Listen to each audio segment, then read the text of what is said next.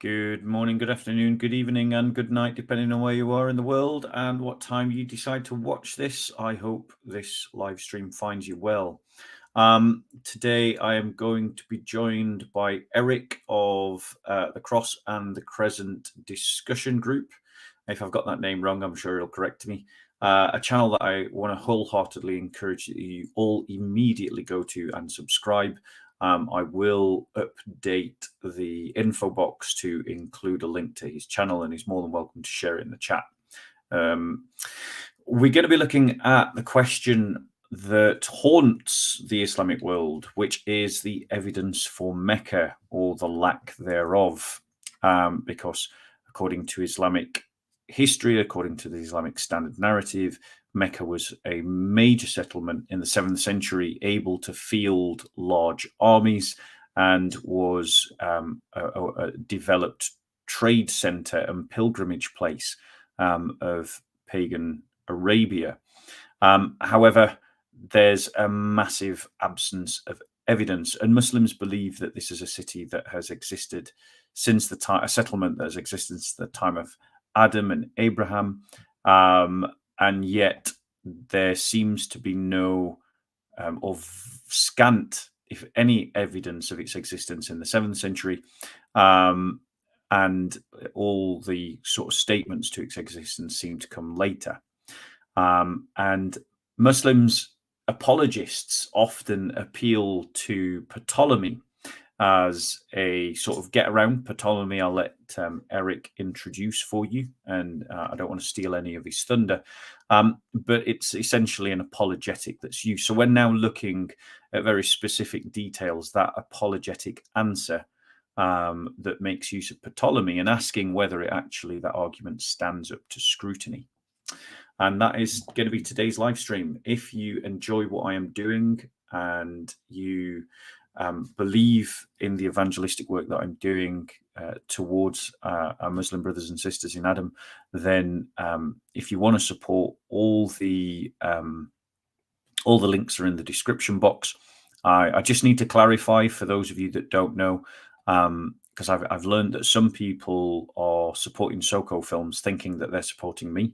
It's great you're supporting Soco Films. I want to encourage you to do that, but I need to be clear, I am not in any way funded or supported by Soco Films. So I just appear on that channel a lot. So there you go. So without further ado, let me bring in Eric. Peace with you, Eric. How are you? Good morning. How are you? Good morning for you. Good afternoon for me. I think you look the better for it, to be honest. Oh, yeah, I just got out of bed it's been a couple hours since I got out of bed. Yeah, I've been out of bed a while, and I still look worse than you. So. Well, I tell you what, I'm sporting that Donald Trump orange man look. My wife and I just got back from Florida yesterday, and right. I went and watched the Yankees lose. But while watching them lose, I got sunburned. Nice. So no fake tan then? No, it's not. I'm supposed to stay out of the sun because I've had skin cancer before, but I lathered up. Dude. Yeah, yes, you should. Yeah, get some suntan on.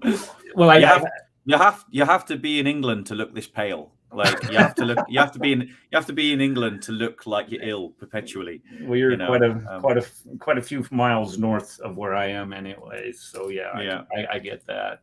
Brilliant. Well, thank you for having me. I appreciate it. I've wanted to have you on for so long. I've really appreciated your channel. Your presentations on your channel are absolutely amazing and informative. And so I'm really looking forward to hearing your presentation today. And like I say, guys, just name your channel so everyone can go away and subscribe to it. Yes, it's called the Cross and the Crescent Discussion Group. We've been up for probably on YouTube, I guess, for probably about 3 years. We had a temporary sabbatical last fall because I got doxxed, but it's back up and running, and we are on YouTube. We live stream every Sunday afternoon at 4 p.m. Central Standard Time. That's Chicago time. It'd be 5 p.m. Eastern Standard Time. If you're not familiar with U.S. time, that's New York time. And we go for about 2 hours, and we have a panel of people that come on, and we discuss various topics. They are generally polemical in nature, critiquing Islam. But we do provide quite a few shows. We do quite a few shows that are apologetic in nature, also defending the gospel of Jesus Christ. So it's a mixed bag of things, but we get several different opinions. At the same time, I do try to do presentations every week on whatever the topic may be. Brilliant. And I'm going to be coming on your channel to do some responses. So that'll be interesting when that happens, but more on that later. Do you want to open us in a prayer, Eric? Yeah, absolutely. My favorite psalm, I know this is kind of a cliche, but it's the 23rd Psalm. It comes right after the 22nd Psalm, which is your prophetic song. But the Psalm of David provides me all kinds of comfort. So I'd like to pray that if you would. The psalmist writes, "The Lord is my shepherd, I shall not want. He maketh me lie down in green pastures. He leads me by the still waters. He restoreth my soul. He leadeth me in the paths of righteousness for his name's sake. Yea, though I walk through the valley of the shadow of death, I will fear no evil, for thou art with me. Thy rod and thy staff, they comfort me. Thou preparest a table before me in the presence of mine enemies. Thou anointest my head with oil. My cup runneth over. Surely goodness and mercy shall follow me all the days of my life, and I would dwell in the house of the Lord forever." Amen. This is the word of the Lord. Thanks be to God. And it's also a pleasure to be in the presence of a confessor, someone who is suffering and has suffered for the faith. And I want to encourage Christians in America to get behind Eric, because he's got stuff going on. Anyway, so Eric, on to the presentation. Would you like your slides up, sir? Yes, yeah, go ahead and put the slides up. Yes, what we're going to do is we're going to talk about not necessarily the historicity of Mecca today. Well, we are going to be talking about the historicity of Mecca, but one of the rescuing devices that Taoist, Gandhist, my verbiage, provide when we ask them, okay, if you're going to say that Mecca is this all-important city, what is your evidence for this? And they will often say that, well, Ptolemy mentions Mecca in the 2nd century, and this is simply not true. Let's just back up a second. Why is it important for Muslims to show? Why is it important for Dawagandists to show that Mecca existed prior to the 7th century? Well, there's several reasons that I'm going to go through. Brilliant. I'm going to go through it all in the slideshow. Sure. Why is this so important? And how do we compare that to other belief systems, other cultures, other civilizations? Let me just go ahead and get rolling on this. I've never claimed to be a wizard of smart. I do read a lot. I do a lot of research, and I watch a lot of YouTube videos. And the references that I use mainly for this presentation come from Dr. J. Smith's. I'm enrolled as a student, but it's not actually an actual student. It's some type of survey where I go through his courses that he presents out at Veritas University, and a lot of this material, some of this material comes from his Origins 504 class that he's currently doing.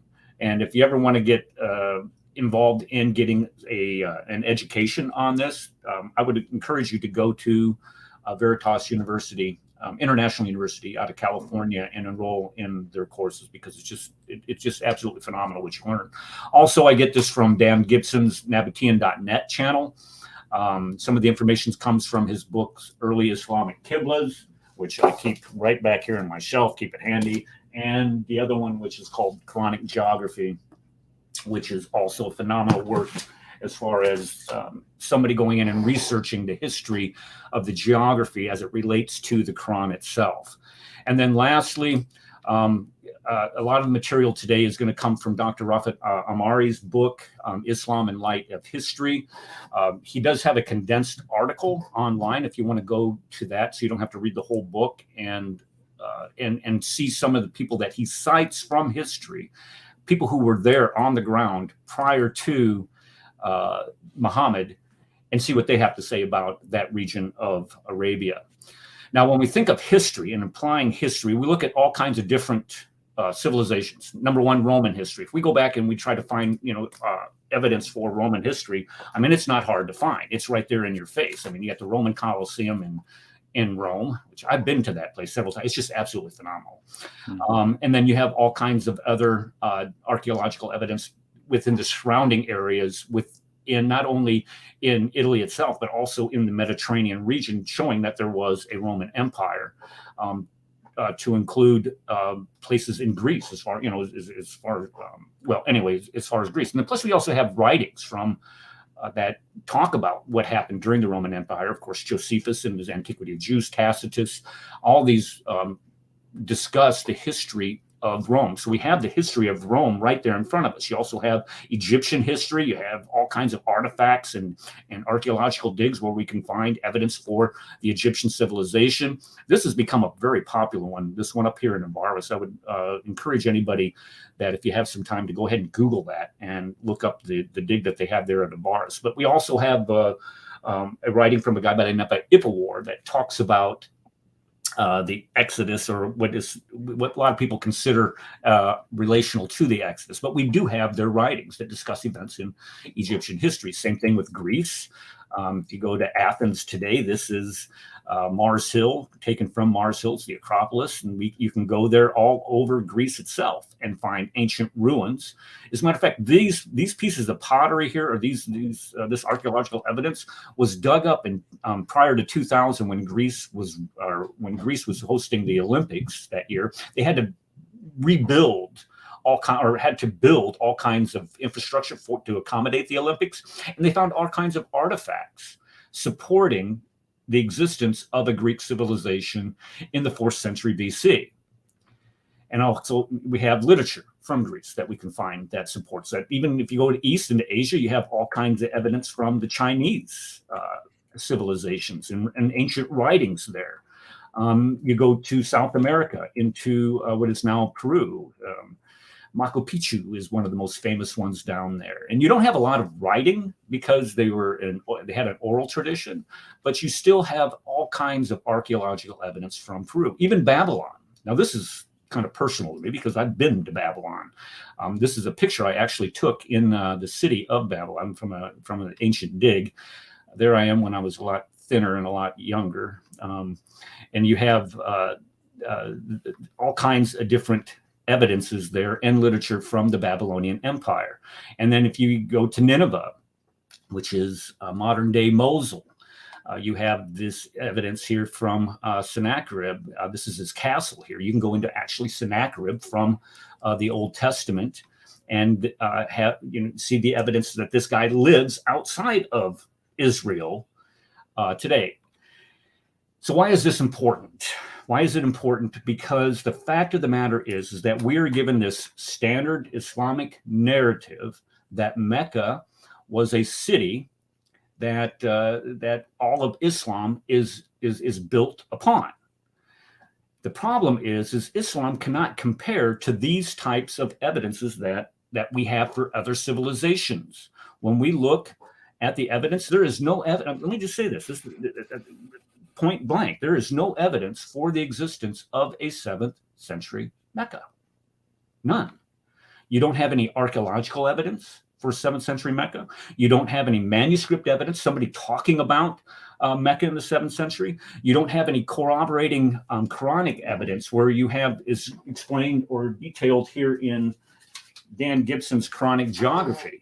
He talks about how the descriptions in the Quran reference like for example, it has olive trees in the Quran. It says that Mecca has olive trees. Mecca doesn't have olive trees. It's too dry to have olive trees. That's much further north. And then also there's no cartographical evidence, meaning that there's no map evidence. The soonest, I think the soonest mention of Mecca on a map comes in the 900s. 900s. That's 300 years after the death of Muhammad. So the problem is that that Mecca itself, if we think of faith as a three-legged stool, when we think of Christianity, death, deity, resurrection, as a three-legged stool, you remove any one of those three foundational principles of Christianity, the whole thing falls. And the same thing applies to Islam. You have Muhammad, the Quran, and the city of Mecca. You take away Mecca, that whole thing just falls over, because what you're doing is you're talking about a place that is, you might as well just say it was Disneyland. So you're talking about a place that needs to be supported by evidence outside of the Quran. Now, if we think about how important Mecca is, here's what this is: the place where supposedly Adam and Eve were cast down to. You find that in chapter 2, verse 38. This is the place where Abraham and Ishmael supposedly built the Kaaba. That's in this would be 2000 BC. This would be 4,000 years ago. So we should have at least 4,000 years of archaeological evidence supporting the existence of Mecca. It's called the mother of all cities. It's the place where you had previous pagan religions, according to the Sunnah and the Sirah of Islam. This is the place where Muhammad began his prophethood. This is where you have the Hira cave, for Pete's sake. This is the place where you have hundreds of prophets who were supposedly buried there. This is according to Qurtubi. This is the place where you have 1.6 billion people bow towards 5 times a day, according to chapter 2, verse 144. This is the place where Muslims are required to go on their Hajj at least one time in their lifetime if they're physically and financially capable of doing it. Mecca is that one of those pillars, central pillars of the three-legged stool of Islam. And you take away that one leg, the whole thing falls over. You take away Mecca, you don't have Islam. And so what I have done is I've done quite a bit of extensive reading and research on this, and I have found that there is no evidence for Mecca. And the only rescuing device that Muslims that will provide is this claim that Ptolemy, a 2nd century, he was actually the curator of the Alexandrian library. He mentions it in his writings about Arabia Felix, which is the region in which Mecca lies today. So if you go to Islamic Awareness, they provide a rebuttal or a rescuing device saying that Ptolemy mentions Mecca, but he doesn't mention Mecca there. And I'm going to show why that is today. So when we look at Ptolemy, here's a Greek cartographer. He never visited Arabia. He lived in Alexandria, Egypt, and he was in charge of the Alexandrian library, which, oh, by the way, I think if we're familiar with history, or supposed history, was burned by the 2nd Caliph of Islam in 638. Yep. He was in charge of the library for almost a quarter century, and he had access to all of the geographical works that were extant at that time. So he was able to put together, using these extant works, a accurate description, semi-accurate description of Arabia at that time. And he names dozens of different places in his works. He was also instrumental in developing the meridian type mapping system, where instead of having this is where you have a round globe and you have latitude and longitude. He helped develop that based on the locations that he knew. What is really neat about Ptolemy is that Christopher Columbus, when he was sailing the ocean blue in 1492, was using Ptolemy's calculations. And this is why he actually thought he was in India instead of the Dominican Republic. Sorry, I'm a history teacher and I had to bring that up. He also wrote a guide to geography, and in here he describes a location in Arabia with a temple, and he calls this place Makaraba. Now, Makaraba does not sound like Mecca. However, if you put the accent like I did on it, it gets pretty close. But when you talk to linguists, they say the etymology of that word and the application of the word is it's nothing close. There's also other kinds of problems with this. If you look on a map, according to Ptolemy, right here is Makaraba, right there on the map. That's where the Makaraba is supposed to be located. Now we could use Yathrib, which is Medina, as a guide to where Makaraba is on Ptolemy's map. Now, if you notice, Makaraba is east of Medina. That is very problematic. And the reason why is Mecca is west of Medina. So when you start using the longitudinal lines, north and south line, what you do is you run into a very big problem with the location of Makaraba. Now, if you also go into some of his writings, it places Makaraba further south down towards Yemen. It's like the fifth out of six cities that he lists. And so it'd be much further south than what Mecca is even today. So the bottom line is Ptolemy does not mention Mecca. He mentions the place called Makaraba, and I'll bring up a couple other facts about Makaraba. It's not mentioned anywhere prior to the 2nd century. So if Mecca is supposed to be a city that had existed for 6,000 years, if you use biblical calculations in the Book of Chronicles, and 6 to 10,000 years, I don't know, however you want to do it, or you want to use Abraham and Ishmael building the Kaaba there, and that goes back to 4,000 years. It's not mentioned anywhere prior to that. It's not mentioned anywhere prior to the 7th century. Now, there are other cities that he names in the region, but like I said, it's located east of Medina, and he describes 5 to 6 cities. Okay, I already said all this. So he mentions Makaraba, which is in Oman, Makroba, which is in Oman, but it never appears. Here's the key thing. It never appears again in any classical survey. So this word, this name of this city, Makaraba, that Ptolemy lists in the 2nd century, doesn't show up in any other literature prior to the 2nd century or after. That is critically important. And also, all the previous surveys prior to Ptolemy do not mention the city of Mecca. Now, if we look at the biblical history, and let's just compare this to biblical, apples to oranges here, or apples to apples here. Biblical history, we know that Jerusalem existed clear back to the dating of the 11th century BC. Sorry, Eric, just before we jump into the biblical history. So basically the Islamic argument is based entirely upon the similar sounding word of Makaraba to Mecca. Correct. It's they call remember the phonic fallacy they talk about? Yeah. The phonic fallacy is all over Islamic apologetics. It's all over Islamic polemics. So, for instance, they use it a lot in the Old Testament because there's a Hebrew adjective called Makmadim, and that sounds like Muhammad, so therefore it's got to be Muhammad. And it's anyone who's bilingual, and I'm bilingual, will understand the idea of the false friend. 2 words that may be pronounced identically or do not necessarily mean the same thing. And unfortunately, this phonetic fallacy is all over Islamic apologetics. It's all over Islamic polemics. So their entire argument rests solely on the sound of the word, and it ignores where Ptolemy puts the actual city, where he describes its place. Correct. Yeah, they're relying on the font, the pronunciation of words, and notice that that's not even how it's pronounced. Yeah. It's not even pronounced that way, but they use the emphasis on the Makaraba and Mecca. They try to use that sound to demonstrate the similarities between the two. But so that's a really weak argument.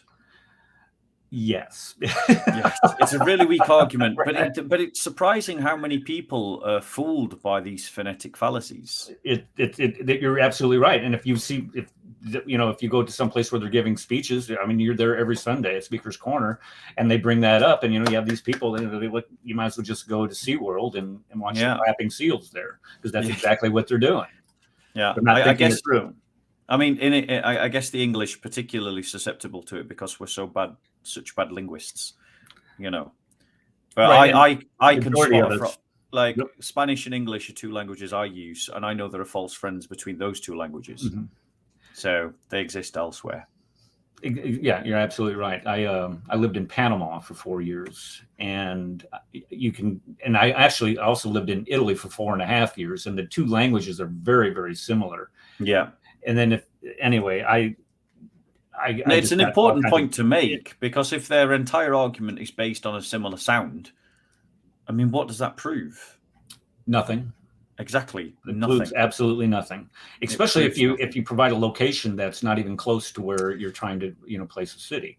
And And it's am I all only right? Am I all right? mentioned one time. Just to push back a little bit on that, because like I want to push back, because I want, before I adopt this revisionist position, one of the reasons why I'm having you on, Jay on, Mel on, is before I adopt a revisionist position, I want to see how much it stands up to scrutiny. So my first question is, I don't know if you've done the research into this, but have we looked into whether Ptolemy accurately identifies cities that still exist or that we know existed, and accurately identifies where they were in Arabia? That's a great question. And yes, the majority of the cities that Ptolemy does list have been and I'm getting to that. There is subsequent. Oh, sorry.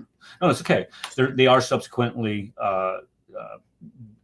proven to have existed. For example, Yathrib, Medina. He names Medina. Well, everybody knows that Medina existed at that time. Medina existed clear back into I think it's like the 2nd or 3rd century BC.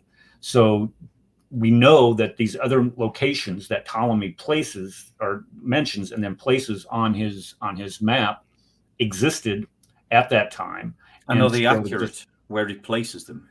Not entirely, and the reason why is because he's using a map that is like 28% smaller than, or his scale is about 28% smaller than what the world actually is. So he was off in its placement, but also if you expand that out, Dan Gibson does a really good job of showing that it actually moves Macaroba further away from Mecca and not closer. It moves it towards a river further north. So it doesn't help if you start using the accurate calculations and making an application. It doesn't help the Islamic argument at all. It actually hurts it. I wonder. I mean, I'm just thinking aloud here. I wonder if Macaroba is possibly some kind of cultural memory of the people that lived in the Arabian Peninsula that's gone down through the generations, that it was some kind of ancient pagan temple, and then at some point Mecca is built almost, I don't know, maybe Mecca is built to establish it. Like that's a thought. Well, we could get into, how I believe it's been redacted upon Islamic history as developed by the Abbasids. This is where I think it came from, but that I can't, you can't prove it.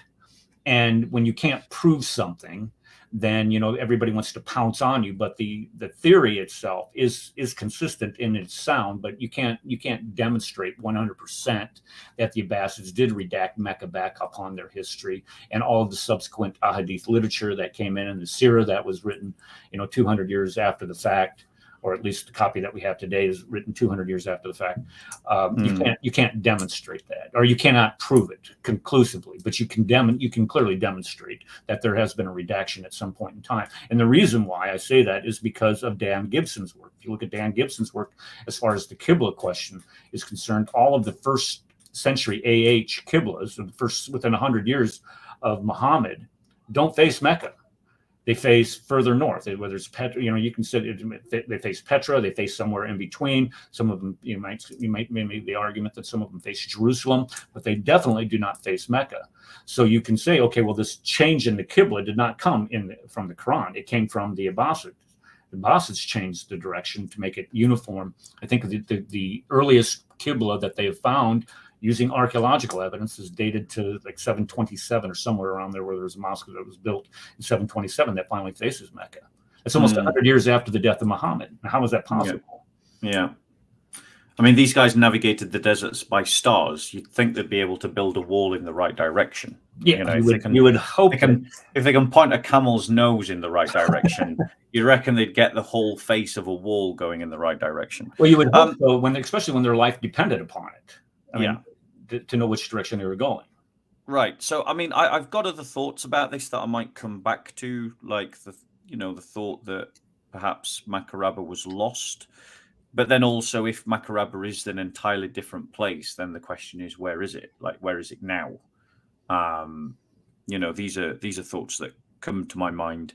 But I don't want to hold up your presentation any further. So please do press on. Okay, so we were talking about the biblical history of this. When we start talking about the archaeological proofs or artifacts that have been discovered, clearly demonstrate the accuracy of the history that we find within the Bible itself. When we look at the Jewish scribes, and we also look at the descriptions of different places within the Bible itself, they're accurate. They existed at the time, and we have archaeological evidence and artifacts that demonstrate that. No one doubts to describe the places of the specific mountains or places of worship that exist at the time. We go there and they dig them up, and there they are. Nobody talks about the geography. As when we talk about Luke being a first-rate historian, describes the geography very concisely. 600 years prior to Muhammad. And then let's go ahead and look at what these other writers and cartographers have to say about Mecca. And I'm just going to, do a, what do we call that, where you tell somebody this is something, the killer. The knockout blow. The knockout punch. No, it's where you tell somebody the end of the book or the end of the movie. What's that phrase that we use? Spoiler alert. There we go. Spoiler alert. Here's the spoiler alert. There is none of the earliest cartographers, none of the earliest writers demonstrate Mecca. So let's go ahead and take a look at some of these. When we start looking at a guy by the name of Hieron, he was an explorer for Alexander the Great. This is 4th century BC. And he's the third of the explorers, and he goes around the coastline of Arabia because I believe Alexander wanted to attack Egypt at this time. So he's trying to find a route using an all-water route there to get to Egypt, but he has to be able to supply his soldiers. So he sends this guy up the Red Sea. Now, the Red Sea, of course, runs up the western coast of Arabia. And one of the notes that he writes down in his writings is that there are no inhabitants in that region. He says there's no way that you could harbor a fleet there. And what it's corroborated later by other Greek explorers that say that the place is, this is the key thing, uninhabitable. Now, if a region is uninhabitable, and Jay Smith does a really good job of knocking that down concisely, because what he says, okay, if you think of Mecca does not have water, and it doesn't. We got the Zamzam well. The Zamzam well, it doesn't provide enough water to do diddly squat. And it doesn't have any water, most certainly, to grow plants for people to eat. And if you don't have people there, then you don't have cities. If you don't have cities, you don't have civilizations. If you don't have a civilization, you don't have a history. So he uses the issue of water to show concisely why Mecca did not exist in the 7th century. Then you have a guy by the name of I wrote down how to pronounce this, Theophrastus, his survey. He was a classical writer in the 4th century BC, and we have writings from him. He wrote about the Sabians, which is a known civilization at the time. And he talked about their trade and the routes that they traveled. And he wrote in detail about the region, provided descriptions of places that we know existed at the time and still exist today. And he never once, of course, mentions Mecca. There's nothing out there. And this demonstrates Mecca was not part of the Arabian trade, as we're told in, I think it's Montgomery Watts is supposed to be the guy that talked about the Meccan trade and how they went across the land. But in order to do that, you got to come 1,000 feet off of the plateau just to get down to Mecca. And it's not part of the Meccan trade, or not part of the Arabian trade route. So this, if it was, somebody would have mentioned it. But the problem is nobody does. So if you think about this is the guy who's supposed to specialize in writing details about the geography of the area, and he just happens to leave an entire city out. How does that possibly happen? Well, he might have left it out because it didn't exist. Now, this guy has a tricky name, Eratosthenes. Eratosthenes. There you go. Tos. It's the Tos, not Tass. Tos. Eratosthenes. Right. And he lives in the 2nd and 3rd centuries BC. And he also documents the geography of Arabia. And what they're trying to do at this time, the Greeks are trying to control the spice trade that goes from India into Yemen. And he starts measuring out the length of the Red Sea in order to determine how long it would take for a boat to travel up and down the coastline. And his survey has all of the marine routes to include the Gulf of Aqaba, which goes further north all the way up into where Eliat is located today in southern Israel. So he documents all of this area from the southern part of the Red Sea all the way up through the Gulf of Aqaba. And he talks about people and the places where they're located in that entire region. But the place where Mecca is supposed to be, he describes as being uninhabitable. Now, if people did live there, then it wouldn't be uninhabitable. But people didn't live there. And he doesn't describe it as a city because the city simply does not exist. And when we talk about the villages, there's no villages or the cities in that region that are described by previous explorers either. So he's not adding anything new.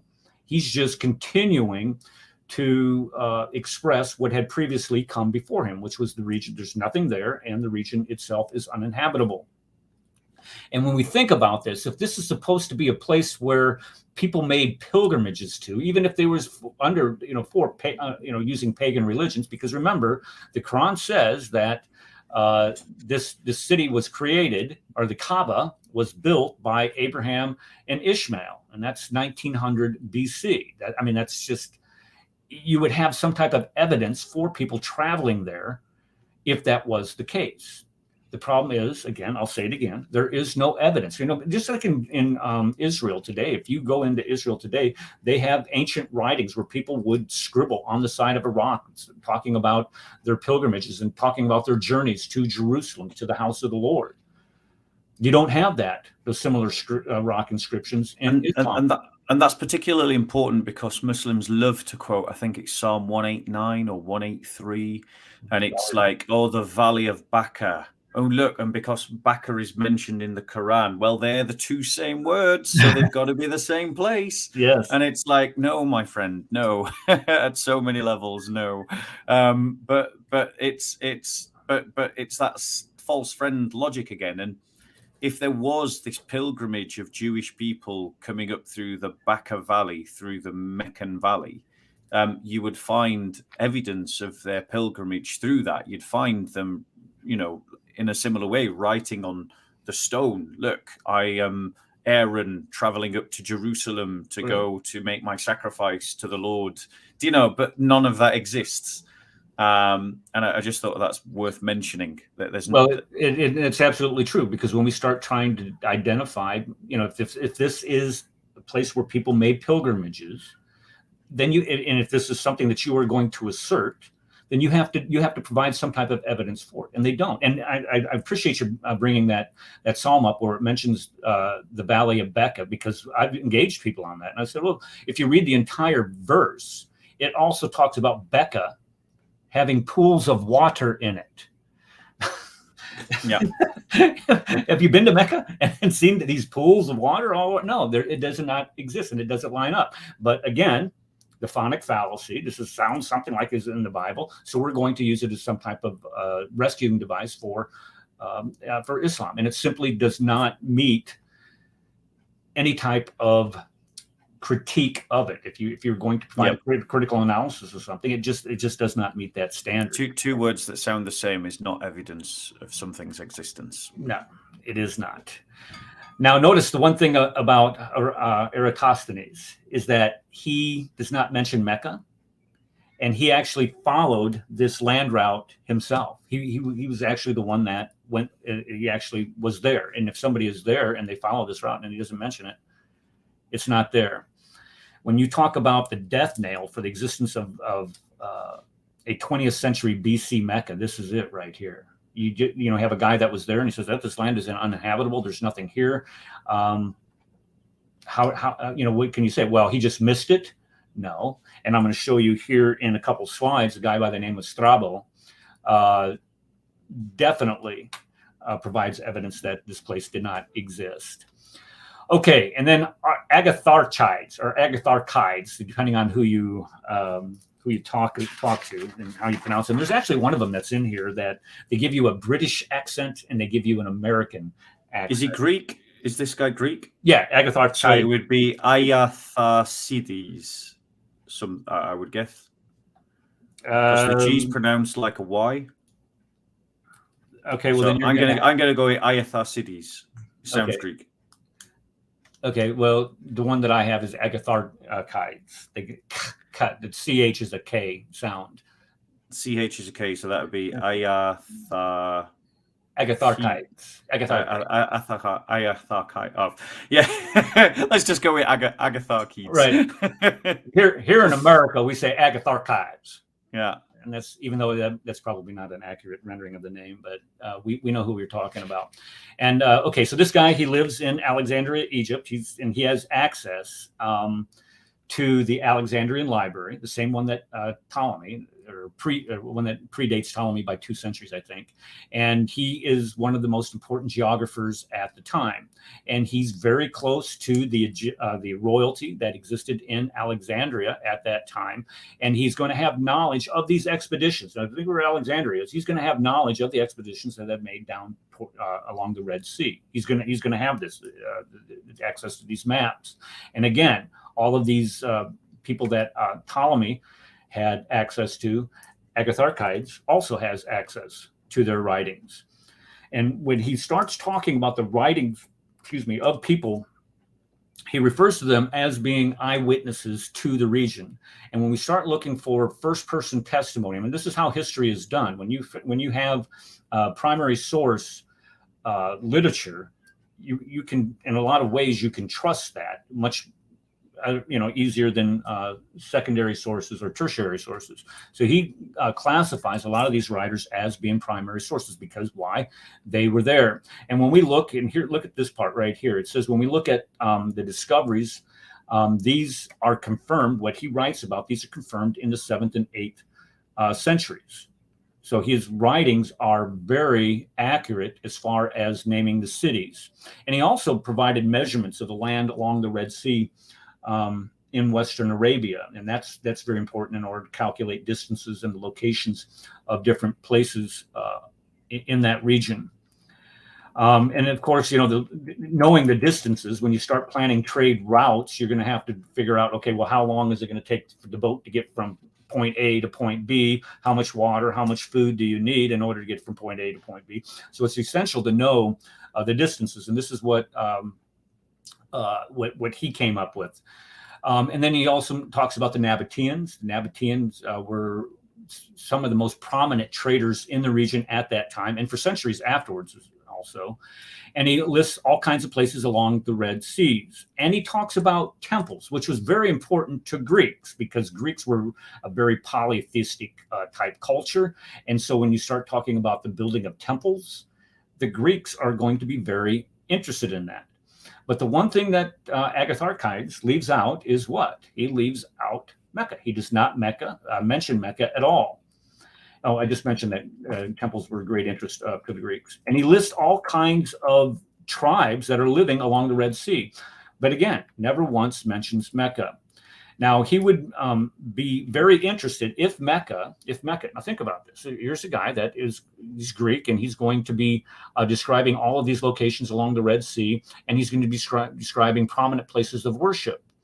Wouldn't it be logical to be thinking that, okay, so this guy is interested in naming places of religious worship to name Mecca, if Mecca was indeed supposed to be this location where all kinds of Arabian tribes made pilgrimage to in order to worship? He would have mentioned it. But the fact is that he doesn't. And he also, this is important, he describes his land as being uninhabitable. And if you have people describing the land as being uninhabitable, how can you have an entire civilization grow up out of that region? A lot of those people at that time, as we know, were nomadic. And here, this is a folio of some of the locations named by Agathar's guides, and how they mentioned up here. You got the Nabateans. This is I can't even pronounce that. The Btbsoco or something like that. They're mentioned by Diodorus, and this is another. And I'll get to him here in a second. That's another rescuing device of Muslims saying, well, Diodorus mentions the place where all the Arabs went as far as a place of worship.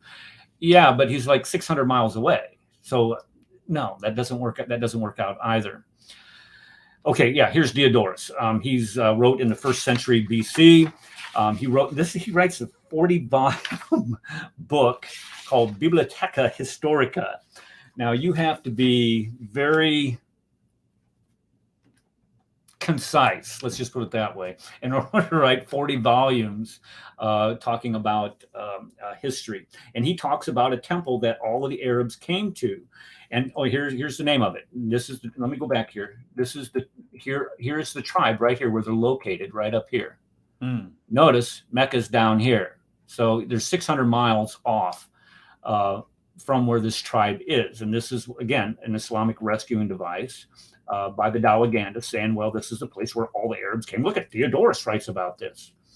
Yeah, but he writes about it in a completely different locations. Okay, so because he actually says in the land of the Btbsoco. Correct. Yes. So he describes this land because there are other tribes that traded with these people. And when these people talk about, well, we were trading with these Btbsoco, it sounds like it's a bunch of zombies, but it's not. Yeah. When we're trading with them, they describe the locations, and the location is much further north. Is that the Gulf of Aqaba? Yes. Well, it's just south of the Gulf of Aqaba. Let me bring that up. Here's the Gulf of Aqaba, so it's just right here on the southern tip of it. Yeah. Even if we were generous and gave them a 300-mile radius, which would be really ridiculous, but let's just be generous and say we gave them 300 miles to travel to this temple, that would still fall far short of where Mecca would be in relation to where that is. Yeah, absolutely. And even to give them that, though, you still have to, water is the key. Yeah. If you give them that amount, that's a huge distance to travel in the middle of a desert. Yeah. And how you do that is, I don't know. Well, there's a point. I mean, the point is that people don't build their temples that far away from their civilizations and settlements. No, don't go out of your way. You find temples where people are. You don't find temples and then people. People build their temples where they are. The religious events happen where they are, and you don't go out of your way to build a temple some way over there. No, you're right. When settlements are over here. Well, that would be the equivalent of me saying, okay, well, we're going to build a temple down in Texas, and we're going to make a pilgrimage there every single year, and then come clear back. No, you're absolutely right. And the other side of that is wherever there's a pilgrimage place, a settlement develops. So if this was an ancient temple that people were going to go and visit, and let's pretend for a second it really was Mecca, then that would have led to a settlement in Mecca. It would have led to people trying. So there would have been a city there. There would have been a town there already for people to find and for it to appear on the maps. Well, one of the things when I was reading about this, one of the reasons why they would build temples is they're walking around the desert and if they find a meteor, they build a temple around it. Yeah. So, even when we could say that, okay, well, they're going to only build these temples around the places that they inhabit. Well, the places when they inhabit is where they're going to find a meteor. If they don't, if it's inhabitable, you're not going to find a meteor out there. Why? Because nobody's out there looking for them or stumbling upon them. So it just makes sense that when you have you have to have a civilization in order for, like you were just saying, you have to have a civilization in order for people to make a pilgrimage to. Yep. And in order for that civilization to exist, you have to have water, which produces food, which produces people, which produces cities, which produces the civilization and history. And you don't have that in Mecca. This is why I go with the theory that Mecca was redacted upon the Islamic literature, the Hadith literature in the Sirah. Yeah, and is it Dan Gibson? No, who's the historian who wrote In the Shadow of the Sword or In the Shadow of... Tom Holland. Tom Holland. I think it was Tom Holland that observed that one of the wives of, I think, the second caliph, or one of the wives after the Islamic Empire had been founded, built aqueducts to Mecca. Yes, this huge is true. Aqueducts. Huge aqueducts to Mecca, which indicates there was no available water in that place. Because why would you build an aqueduct to transport water to somewhere that's got these giant pools of water? That are necessary in order to maintain a city. And exactly. They don't, and so they can't have a city if you don't have water. If you go to Jay Smith's channel, he does a video. I can't remember when he put this up, but he does a video of how Mecca gets its water today, and how they have all these desalination plants down in Jeddah, pumping it in these huge containers. He describes them as being the world's largest containers, and that includes oil containers. This is water containers to provide Mecca with the necessary water to water 4 million. Yeah, 4 million. Well, it has 2 million people, I think, that live in the city today, and then you have an additional 2.5 million that come there every year for the Hajj. And that's my point: is that any place where there's a temple that ends up being a city. Yeah, well, I don't know if any place that there's going to be a city there. Well, not a city, a settlement. Let's say there would be some type of settlement, or maybe a village there. You would have a minimal to maintain the temple itself, but you wouldn't have to have a civilization or some type of huge city there. Okay, so Diodorus. Let's. I think I skipped ahead here. Here we are. Okay, so here again is another Greek historian. He writes in the first century BC. Did we already went through this? We did went through it. Okay, so he also there's also people that believe that Muhammad worshipped at a temple when he went to Tabuk, and this location of Tabuk is confirmed by Agatharchides. And when we look on a map, I think I have a map coming up here. Yeah, here we are. Oh yeah, Nanosus in 530. This location of Tabuk is mentioned, but again, in Diodorus's writings, there's no mention of a temple in Tabuk. Look where it is. It's clear up here, west of the Gulf of Aqaba. Look how far. I mean, Mecca's down here, and so you're talking about a 500-mile, 400-mile distance. It's like taking some of the anachronisms that we find in the Quran and saying, okay, look, you have a Sumerian help build the golden calf at Mount Sinai, and that's what 1400, 1450 BC, and Samaria does not become a distinct region in Israel until 721, when the Assyrian Empire carries off the northern kingdom. So this is, again, you start saying, okay, this would be an anachronistic type of allusion to the geographical problems that we face here. Okay, Artemidorus. I think it's supposed to be Artemidorus. So the Americans T is I think they pronounce the Artemidorus or Artemidorus in England. I actually looked up the English pronunciations for these. I might be wrong on that. I don't want to get your audience, but in America we say Artemidorus. Right. So we say Artemidorus. The survey here again is a Greek geographer who writes in the 1st century of BC, and he has information from not all, but most previous geographers from that region, and he uses his own personal observations in his writings, and he talks about strips of land along the Red Sea, and he talks about their populations. And he talks also about several places that are uninhabited islands along the coast. And what he makes clear was Mecca, where it sits now, that region is uninhabitable in 103 BC. Now, this is important. Of course, at the beginning of the presentation, I mentioned that Mecca is supposed to be a city that had existed since Adam and Eve. Or if you want to, mythologize Adam and Eve, or however you want to approach that, you can say, okay, well, it's supposedly supposed to be existent at the time of a historical figure in the Quran, which is Abraham, and that's 2000 BC. Well, here you have 100 BC, and it's saying that this region is uninhabited. You have another historian, and you have another geographer, somebody that is describing the land there, talking about it being uninhabited. Now, when you start comparing all of these people that I'm mentioning, I'm going to mention a couple more because I don't want to put your audience to sleep, Bob.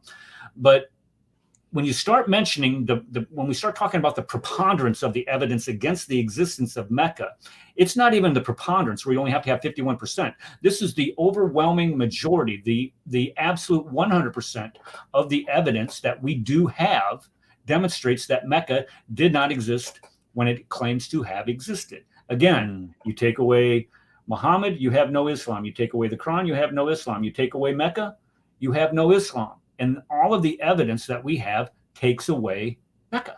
It did not exist at that time. Now, this is one of those death nails in their coffin.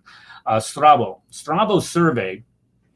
Here you have a Roman geographer from the 1st century AD. Now, he is following this guy, Gallus. Now, Gallus was sent by the Roman emperor at the time to conquer Yemen because he wants to take control of the spice trade.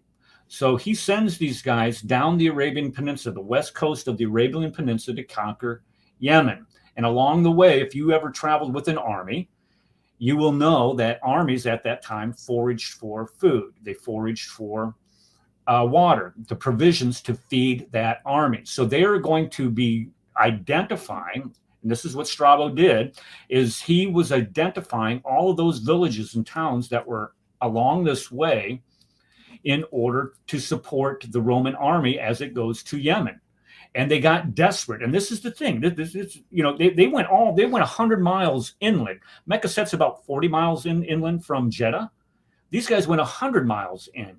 And guess from what? the coastline. From the coastline, yeah. Because wasn't this expedition partially supported by the Navy? If it is, I did not see anything that Strabo wrote about that, and I was not. I was, when I was scanning through that, I didn't. It might be me that's wrong. You would probably think that they were in a way, but then again, if you don't control the Red Sea and you're going to take over the spice trade, maybe the Yemenis. I'm not sure if the Yemenis had some type of a navy that was stronger than the Roman presidents in the Red Sea. They marched down the coast and then they foraged inland. Yes, didn't they? That's the main thing. Let's not get caught up with the naval thing. I thought they, but that could just be. Well, you would think that they would be supported at least in some part by the Navy, and based on the desperation that this expedition had. I mean, it ended up in failure. I mean, and a lot of these men actually starved to death, and they died from dehydration and heat exhaustion. But he talks about 3 stations that were built by the Nabateans. So here he's describing the Nabatean trade route in depth in his writings. And when you get to, I'll send you this slideshow if you want me to.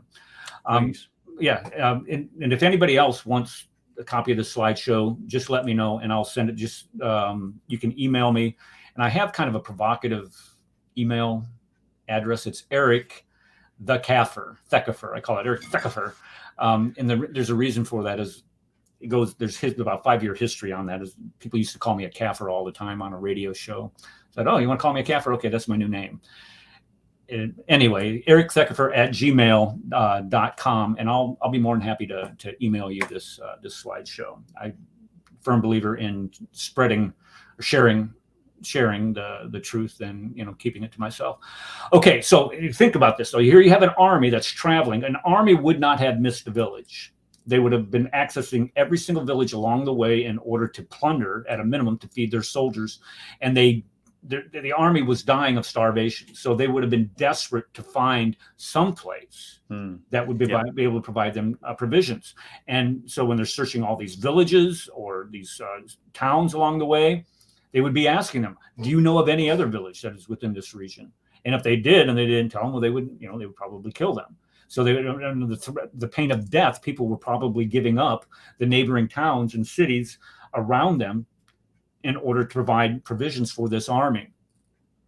And you even have Dio Cassius mentions the privation of this expedition. He mentions that how they starved to death. And now this was, Gallus was I can't remember how he describes Gallus, but it's not very kind the way that he mentions this. But again, he mentions Strabo's mentioning all these other famous geographers and citing their works, using their works as a means in order to navigate the west coast of Arabia. And again, here you have, he's mentioning all these other known villages that existed in and around Mecca, or that region anyway, because there was no villages that existed around Mecca because it was uninhabitable. But he was mentioning all these other places. Now, I'm not sure if it was him or somebody else mentions actually the Arab tribes of that region, the Bedouin tribes that were nomadic and traveled. It's not Strabo, though. Okay, notice one thing here. He does not mention Mecca either. No mention by Strabo of Mecca. Somebody that was on the ground in the first century does not mention a city that has supposedly existed for at least, well, up to that time, 2,000 years. And if you want to go with the analogy of Adam and Eve, how far back do you want to go? 6,000, 8,000, 10,000? It did not exist. And he doesn't even mention a temple. No, he mentions that the region was uninhabited. Because one of the sort of fallback positions that I can see emerging out of this criticism is that Muslim apologists simply revise their history to say, yeah, it's not a city. We never said it was a city. No, you totally misunderstood us. We never mentioned it was a city. That was just you. What we meant is it's just the Kaaba. It's just the temple Kaaba. Yeah, I'm trying to think of I can see that being their fallback position. It was never a city. It was just a tiny little temple. Yeah, well, they're going to have to prove it, and I'm going to show why they can't today. Go ahead. Right, just before you do that, because is this the route that the Roman expedition took? Yes. Or imagined? We imagined that. This is according to his writings. This is a folio that's been developed describing the route that Gallus took. Because I debated a guy called Obi at Speaker's Corner, and I tried to mention this very expedition, and Obi was saying that no, they never got all the way, they never got as far south as Mecca. And I was trying to point out to them, no, they got all the way into Yemen. They got all the way to the south of the peninsula. And is that correct? Is that what you're about to confirm? That's my understanding. They got all the way down. Exactly. The Roman expedition gets all the way into the south of the Arabian Peninsula, thus demonstrating the fact that if there was a Mecca to be found, they would have found it. If there was a valley of Baca with pools of water, they would have found it. But they didn't. Do you get that, Obi? I hope you're listening. They didn't, my friend. History contradicts you. Sorry, I just had to do that. No, well, I mean, if he wasn't listening to history.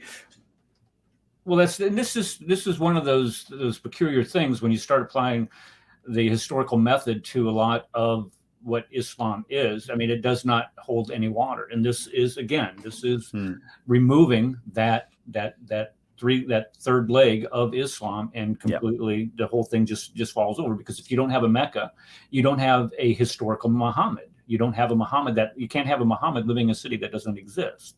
Because the thing is, and as you quite rightly pointed out, if this army is in such privation, they're going to be scouring hard to find water. They're going to be scouring hard to find food. And if there was a Mecca to be found, they would have found it.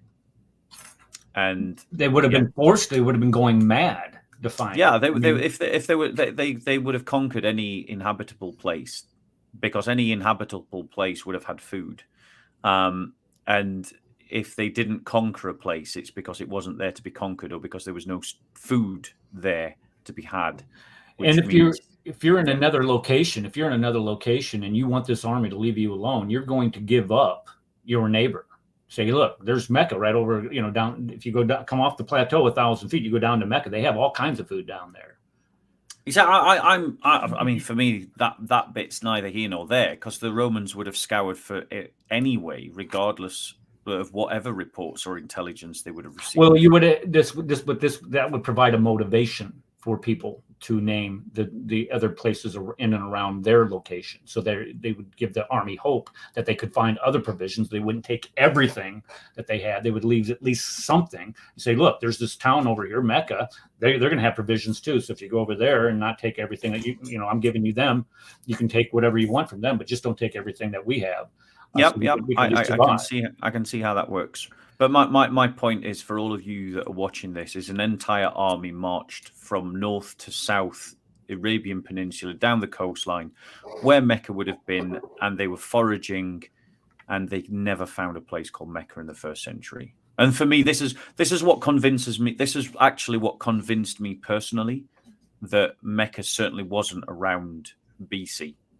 Or even 1st century AD. Well, if you look at the Dr. Amari's position, he says that Mecca did not exist all the way up to the 4th century. So he even provides a 2-century window for the existence of Mecca in his book. But even with that, the evidence for that is non-existent, and I'm going to talk about that in just a moment. Okie. Yeah, I'll let you press on that. I've made my point, Obi. You can see the map.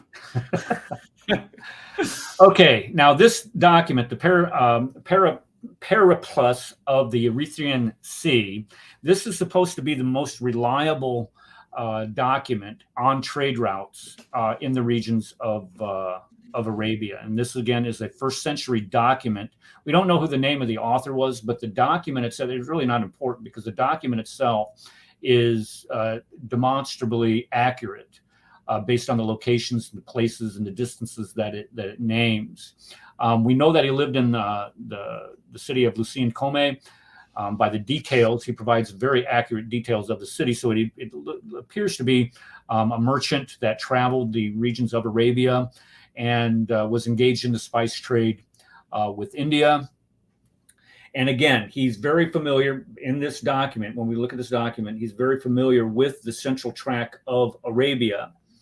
And again, this book is corroborated by several geographical and historical evidences, places that we can go to today and demonstrate that they existed in the 1st century, according to this book. And that's the important thing to understand. And again, he goes hundreds of miles in from the Red Sea, and he does not name Mecca. Now, if this is supposed to be the most historically accurate document mapping the west coast of Arabia, going in 100 miles from the west coast of the Red Sea, and Mecca is not mentioned, then this means that Mecca did not exist. So when we look at the plethora of different authors that we have here, I got one more. I'm sorry. I got one more. Almost done here. Sorry. All of them saying that, number one, not all of them, but the majority of them saying that, number one, the land is inhabitable, but none of them mentioning the city of Mecca. You just might get a hint here. We call this a clue that Mecca did not exist. If you have nobody mentioning it, then it's probably not there. I could go down to, let's say we were in Tampa yesterday, or day before yesterday. And I'd say, well, we went to Disneyland while we were in Tampa. People will go, well, wait a second. Disneyland's not in Tampa. It's on the other side of the state. It's in Orlando. So how can you have gone to Disneyland? Again, here you have people naming locations or failing to name a location that wasn't there. Or if they're failing to, let me back up here. I'm confusing myself. I do that sometimes in my old age.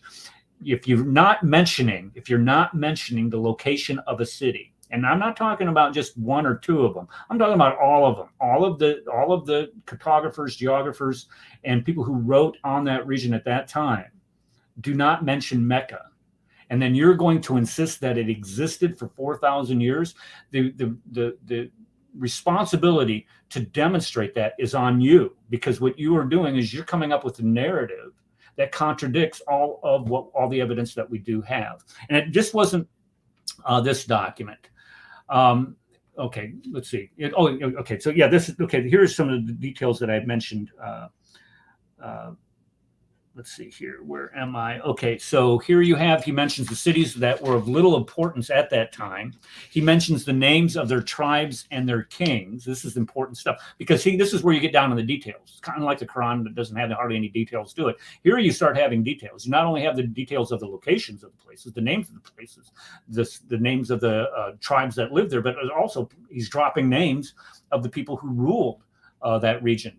And look at here, he describes in detail all of the regions surrounding Mecca. He's talking about that region around Mecca, and he's not mentioning Mecca. So how can you describe the entire region around Mecca and not mention the most important place within that region itself? Again, you have... Especially since the Muslim apologists are quoting Ptolemy and the other guy who talked about the Btbsoco temple. Right. And they're saying that that's Mecca. So right. Here, if the apologists are right in naming those two other places and saying that that's Mecca, and the apologists are right when they quote Psalm, I think 183 or 189, and it says the Baca Valley, and that's meant to be Mecca. Well, all of these cartographers should also be mentioning Mecca as well, or at least a good number of them, if not all, maybe even if just 40% of them did. That would be making sense. That would be the most logical assumption somebody could make.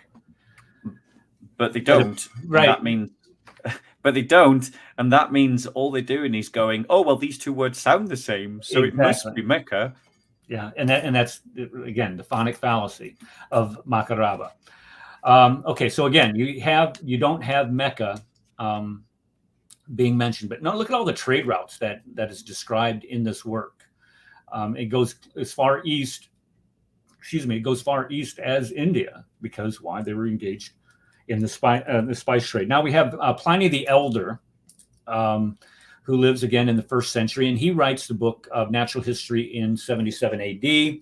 And when we look at a book that describes the culture or the life of an average Roman citizen and things that occurred, this would be like a history book of the United States. And this is what Pliny provides. And look he describes 92 tribes and nations in Arabia, 92 separate tribes and locations within Arabia itself. And not once does he mention Mecca. So again, we go back to, and I know we're sounding like a broken record here, and I'm sorry if this is boring your audience, but the fact of the matter is all the people that wrote about that region, describes the region, don't mention Mecca. And if they're not mentioned there, if it's not mentioned in the ancient literature, how can you condescend to somebody and say, well, we know Mecca existed? Why? Because it's in the Hadith literature, it's in the Sirah. Again, the sensible thing would be take the approach and say, well, look, the Hadith literature was not compiled until, was it 870? Bukhari was the first compiler. 870, that's 240 years after the death of Muhammad. 2.5 centuries before they start compiling all of these stories. Exactly, that's exactly what they were. It's just stories. Or the Sirah was not written down, or it's not, at least the Sirah that we have now. Years.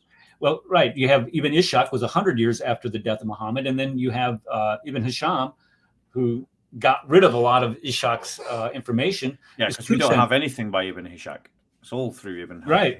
Yeah. Hisham edited it, and so to say that, well, we have this evidence here. No, you don't. That the fact of the matter is you don't have this evidence. But more importantly, the fact that all other historians don't mention, all these other map makers, geographers, cartographers, historians, whatever we want to call them, aren't mentioning Mecca, means that when Muslims are jumping on Ptolemy and the other guy that you mentioned, Agatharchides,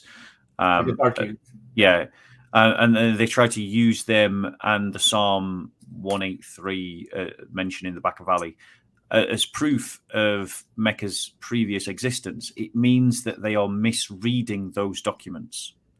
Because if they were reading those documents correctly, then all these other historians would also be mentioning it as well. And especially the ones that did in-depth research for whatever reason, whether because of trade or whether because of invasion, they would have mentioned it, and they didn't. So that means that it's the Muslim apologists abusing the evidence, not proving their position. Right. What they're doing is they're imposing, again, they're redacting their history upon what the actual history tells us. Yes. People who wrote from an unbiased position of, what purpose would somebody have to leave Mecca off of a map? You don't have Mecca on any maps until the 9th century. It's not mentioned anywhere until the 8th century. Well, why? What is the motivation for that? There is no motivation to do that. They didn't have Islamophobes in the 7th century or prior to that to keep this type of stuff from getting out into the public domain. There was no motivation there. So to try to say that, this is intentionally repressed it's absolutely absurd. Yeah. Again, so we're going to close out with Pliny here, and then I got a concluding slides. We're almost done. Okay, so when we look at the tribes that he mentions, these are accurate descriptions of the tribes, and these are the Bedouin peoples that inhabited that region. Again, here you have another author. Here you have another scholar that is writing about this locations, but he does not mention Mecca. But he mentions all kinds of other locations that just have absolutely no significance or impact on the region itself. But he provides details about them, but not Mecca. Some places important as Mecca, some place that people were making pilgrimages to. He's not going to mention that, but he's going to mention all these other places. That just does not make any sense at all. So when we look at Pliny the Younger's Pliny the Elder's map here. This is some of the locations that he mentions in Arabia. Okay, so what can we conclude from this? Number one, Ptolemy does not mention Mecca. That is the first and foremost thing that we need to point out here, because Ptolemy is used as this rescuing device, this apologetic to defend the existence of Mecca. Ptolemy does not mention Mecca. He mentions a city called Makaraba. Makaraba doesn't even sound like Mecca if you pronounce it correctly. But importantly, Ptolemy locates Makaraba east of a known location, which is Yathrib, when in Mecca in reality is west of Mecca. So that is a death nail in their apologetic. Like I said, he places it east. And when we look at all of the sources and people that are considered to be authoritative at that time, do not mention Mecca at all. Nobody mentions Mecca. Nobody. When I say nobody, that means nobody. Nobody, right. Nobody mentions it. And when we look at the motivations for writing these documents, these people are waging war. These people are trying to rule over entire regions. These people are trying to make money off of known locations. They had a motivation to accurately describe and map out that region. And you're going to try to say, well, they left it out because they didn't know, or whatever reason you're going to come up with. It's not going to hold any water, because there were military reasons, political reasons, and also economic reasons to identify Mecca, some places important as Mecca, where people would travel. I don't know how often they're supposed to make the pilgrimage, maybe once a year. And you're not going to include that in any of your writings, any of your cartography, really? And you want me to believe that when none of it appears on anything? So when we look at also, I'm going to show you a video here, if you don't mind. There's no archaeological evidence for Mecca. And when I say the archaeological evidence, and the purpose of this video, it's from aerial photos from Google Maps that covers the last 20-year period. And whenever, like I mentioned at the beginning of the presentation, Greece, when they hosted the Olympics in the year 2000, they had to go through massive building upgrades for their subway, for the stadiums and things of this nature. And when they dug down into the earth, they uncovered all kinds of artifacts. And this is what people might not know, but they found so many artifacts. Think about this. They found so many artifacts that they ran out of museum space to put these artifacts. So what they did was, ingeniously, they built these display cases in the subway systems themselves and displayed all the artifacts that were dug up from those specific locations. So when we look at Mecca going through this, and I'm fairly certain you've seen these massive building projects that's going on in Mecca today. Again, if you're going to build all of these high-rise apartments or hotels or whatever, you're going to dig down into the soil. And when you dig down, if this is in fact a 4,000-year-old city, you would expect to find artifacts. If this is supposed, you would actually have to find artifacts, especially pottery. Lots and lots of pottery. Yes. Okay, so let's see here. Did Ptolemy build Mecca? That's an MP4, MP3. Here we are. Okay, so let me see if I can get this to come up. I'm going to bring this. Whoa. Hold on. Okay, can you see this, Bob? I can see that, yeah.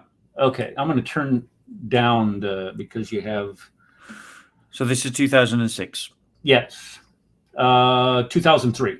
2003, sir. So right here, can you see my? I can't. Oh yeah, 2003 to 2021. Got you. Okay. Yeah. Okay. So you have the Kaaba right here, Safa and Marwa. So the running in between the two valleys is now air conditioned, so you don't have to break a sweat when you're traveling in between Safa and Marwa. Yeah. And then notice what happens around the city itself. Okay. There, I turned that. Could you hear that music playing? Yeah. Okay. Now, look at all the building that's going on around there. Look at all. Yeah. You would find lots because those are tall buildings. You got to dig deep down to hit rock to build a building on, which means you're going to be pulling up all kinds of artifacts like you do everywhere else when you're digging around, like they do in London, like they do in Athens. We do here in Jerusalem. We do here in the United States. We find Indian pottery, artifacts. Artifacts in arrowheads. That used to be a favorite pastime of me when I was a kid. I'd go out looking for Indian arrowheads. Nice. And the thing is, there's a museum inside Mecca that should be absolutely chock-a-block full of artifacts showing the thousands of years of history of human settlement in this valley and the thousands of years of pilgrimage, of people passing through the valley of Baca, and there's none of it. No, exactly. Not a drop. Zero. I mean, they have artifacts, but they're all like, this is probably from the late 7th century.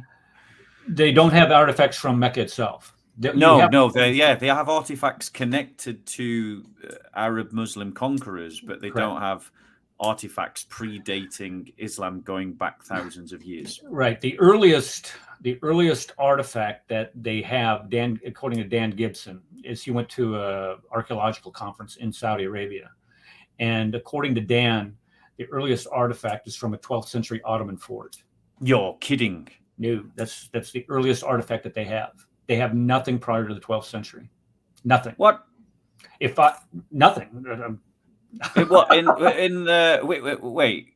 Like I knew it was bad, but that even surprises me. I mean, there's got to be stuff before the Ottomans.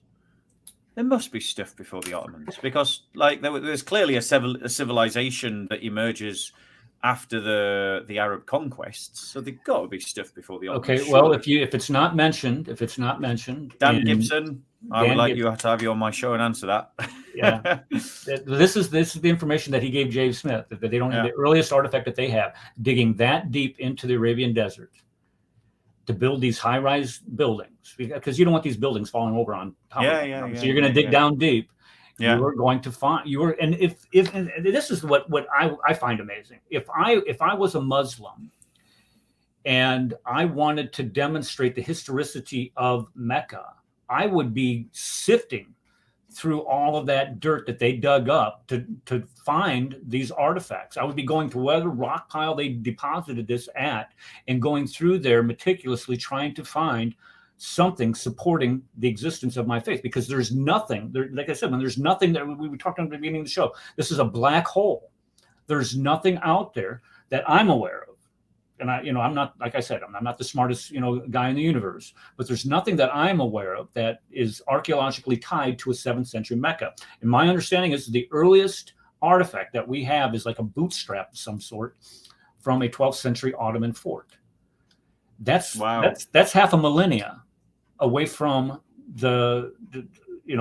from where these events supposedly happened with Muhammad. And the funny thing is, dry, arid environments are actually really good at preserving material. Absolutely, yeah. So it's moist, wet environments where everything rots, but dry, arid environments with low humidity are places that do really well in preserving things. And that's why, for instance, most of our papyri of the New Testament is found in Egypt, because it's a dry, arid environment. Our earliest and oldest come from that part of the world. And Dead Sea Scrolls. Look at the Dead Sea Scrolls. Again, dry, arid environment. It helps to preserve. And if it can preserve papyri, it can preserve anything, because papyri is as fragile as it comes. It's like paper mache. So the fact that they've got zero in terms of evidence that demonstrates that Mecca was this settlement for thousands of years, then it really does hit a nail on the Islamic narrative that Mecca was this big city in the 7th century. It definitely clearly wasn't. It definitely puts the ball in their court. If there's nothing there, and all of the writers that wrote prior to the 7th century do not mention Mecca. They describe the area as being inhabitable. And then when they go through this massive building project in the last 20 years, and they produce no evidence, archaeological evidence, any type of artifacts whatsoever supporting the existence of a 7th century Mecca, let alone a 20th century BC Mecca, then the ball is in your court in order to demonstrate the historicity of your faith. And like again, I showed at the beginning of the presentation that we do have a history here for our faith in Christianity, and we thank God for those artifacts and being able to demonstrate that. Islam does not share that. Just on that point, if you go to the British Museum, because as the world knows, we did a good job in helping to take everybody's stuff to look after it for them, but if you go to the British Museum, you can literally go on a Bible tour. There are people that will go with a Bible in hand, take you to an artifact and go, look, this artifact correlates to this story in the Bible, and this artifact correlates to this story in the Bible. And they take you all the way around the British Museum to all the areas to which the Bible is concerned. So, where's your counterexample, Muslims? Eric's thrown down the gauntlet to all you Muslim archaeologists. Come forward with your proofs to prove to us that the descriptions of Mecca and the idea that Mecca was this settlement for thousands of years is true. And if you can't, then stop abusing Ptolemy, stop abusing the Psalms, stop abusing Argathonicades, or however we pronounce his name is, and stop being selective in your evidence and using phonetic fallacies that just because two words sound the same or may even be the same, that therefore it must be referring to that which you're talking about, because it clearly doesn't stand up to a historical examination. Well, and I would invite them, and the Cross and the Crescent discussion group. The reason why we call it a discussion group is because these are the things that I like to discuss with Muslims. And I've had dozens of Muslims on the show, and I'll be honest, I'm very polite, very cordial, and I provide as much equal time as I possibly can based on the panel that we have. But if you have evidence, if you do have evidence that supports the existence of Mecca in the 7th century, we do a live stream every Sunday at 4 p.m. Central Standard Time on YouTube. And if you want to come, I will send you just email me at erictheckefer@gmail.com, and I will be more than happy to welcome you onto the show so you can present the evidence that we are obviously missing as Christians. Yeah, and likewise, I send out the invitation to any Muslim archaeologist or historian that wants to come forward and to demonstrate why Eric, Dr. J. Smith, Dr. Dan Gibson are all wrong. Please do come on and present your evidence. I'd love to hear it, but there is none, because these guys would be engaging with it if you had bothered to present it. And I think the reason why you've not bothered to present it is probably because it's not there. So let's move the discussion forward then. I'm firmly convinced that Mecca did not exist as a settlement for thousands of years. But let's play devil's advocate and try to imagine the sort of new apologetic that will emerge when Muslims finally get to grips with a lack of evidence. And them saying that actually the Kaaba, all that we're really talking about is the Kaaba temple, that place of worship, and it wasn't a settlement. It was all we need to say is that existed is the Kaaba house, and it may have been destroyed. How would you sort of respond to that? Because I suspect that's where they're going to go. Well, I would refer them back to their the Sunnah and Hadith literature that describes civilizations and migrations of people living and trading there. So you would just use their own literature, the historical references from their own literature and events that are supposedly transcribed there in Mecca against them. Prove it. If this was a trade route, prove it. Show me on some map Mecca existing as a place of trade, because Muhammad supposedly was a trader for Khadija. Khadija. There you go. I was thinking Aisha. No. That's the other way. That's older, much younger. Okay, far too young. Too young a wife. Yeah, So if he was supposedly a major trader, well, then he would have to be trading from Mecca. What goods are produced in Mecca to trade with other tribes elsewhere? Amen. That's a great question. So you would just turn it on their own, open the Sirah, open up the biography of Muhammad, and show them where Mecca is mentioned. And this was supposedly going on. It wasn't just a mere place of worship. It was supposed to be a place of trade. From your reading of the Sirah and Hadith literature, roughly what size of a settlement do you reckon it's describing? A village, a town? It is supposed to. One of those in I can't remember what if it was from the Sirah or the Sunnah. It describes of armies coming from Mecca. Well, that's my point, right? It's because that like as if I'm stealing some kind of point that you guys haven't thought of. But the thing is, if you're going to field an army, then you've got to have a pretty big settlement. Sure, you have to have an army, big population. Either that, or have your army is something from like a Monty Python movie or something, or just have a couple guys going out. That kind of repictures the whole Battle of the Ditch, doesn't it? It's like 6 guys on that side chucking rocks at 4 guys on that side. Going out there in metal and then falling down in a hole. Not able to run round it. They built a hole. We can't do anything.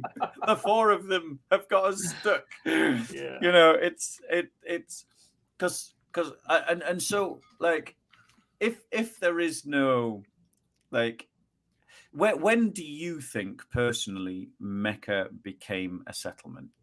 Probably around the 9th century. Really? Maybe. When were those aqueducts built? Because for me, it's got to be pinned to the aqueducts. Well, I would ask for the archaeological evidence for the aqueducts, and the dating of them. If I can Google it.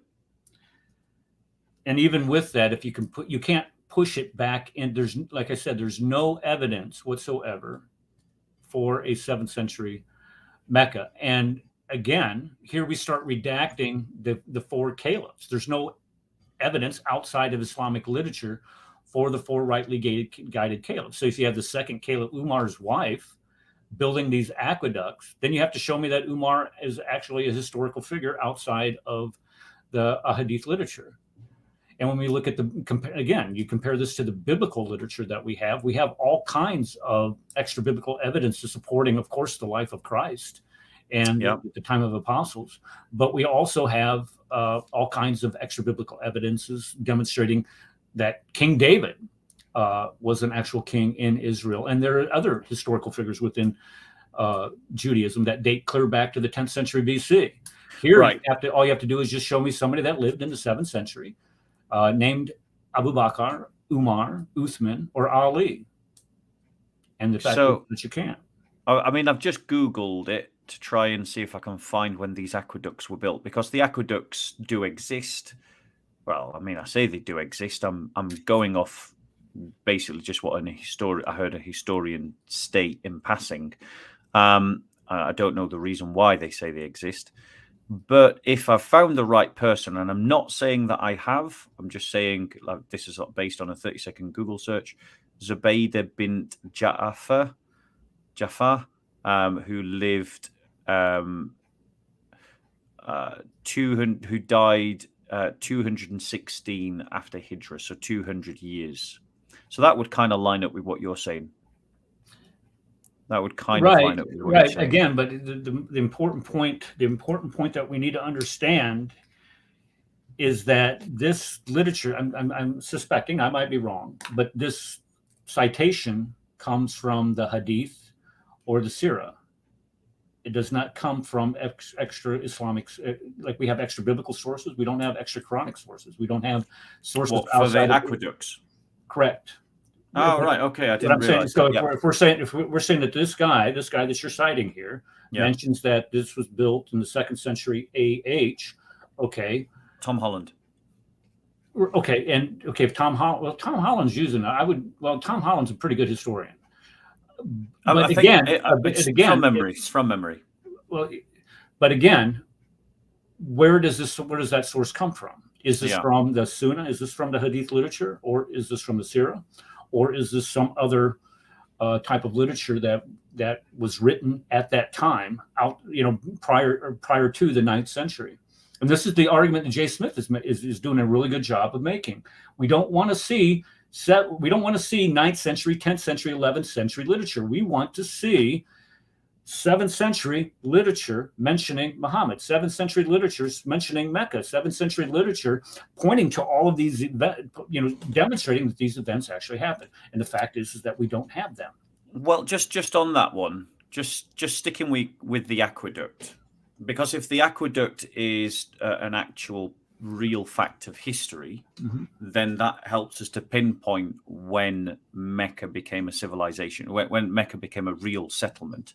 So reading very quickly from Wiki, so just bear that in mind. Wikipedia is not your first source to go to for historical knowledge, but you can go away and check whether it's accurate or not. Right, yeah, you can check the sources for them. Yeah, I mean, like I say, I'm just doing this on the hoof, so... But it says, on her 5th pilgrimage to Mecca, she saw a drought that had devastated the population and reduced the Zamzam well to a trickle of water. She ordered the well to be deepened and spent 2 million dinars improving the water supply of Mecca. I mean, that's a statement in itself. This included the construction of an aqueduct from the spring of Hunain, 95 kilometers to the east, as well as the famed spring of Zubaydah on the plain of Arafat. Now, 95 miles worth of aqueduct, we should maybe find something. You would find it in, like I said, I don't. Where is? Like we know where the aqueduct came from. We know where it went to, so we should be able to find something, because they're going to build it in as straight a line as possible. You're going to be able to find something to evidence whether that aqueduct was real. If the aqueduct was real, then we get a real fixed point in history when Mecca becomes a real settlement. Well, this again, we have to consider the source of the literature, though. Just because it's named, just because I'm saying that this is a test point in history. If we can find archaeological evidence of the aqueduct, then we find archaeological evidence of when Mecca becomes a settlement. But that's still late because she died. She lived. I'll give you her dates. She lived. She lived Wait. Well, hold on. It just gives her death date. Where's her birth date? Okay, so she died 216 years after Hijra.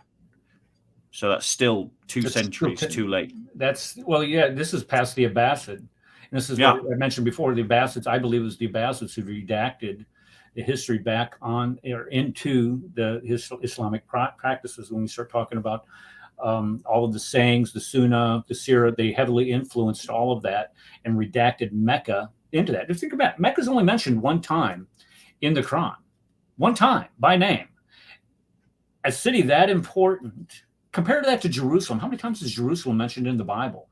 Yeah. 700-800 times? Loads. And then you look at Mecca and it's only mentioned one time.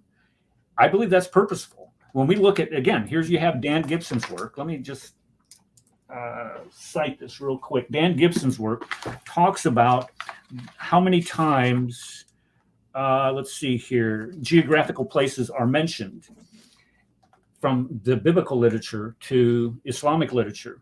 And in the Gospel of Matthew, you have, okay, let me just say the Quran. The Quran, you have 77,000 words in the Quran, and you have 9 separate locations mentioned 65 different times. 77,000 words, 9 locations, 65 times. Wherein, let's see, the Gospel of Luke, you have 27,000 words. You have 31 separate locations mentioned 110 different times. That's just one gospel. Now, granted, Luke is the most descriptive gospel.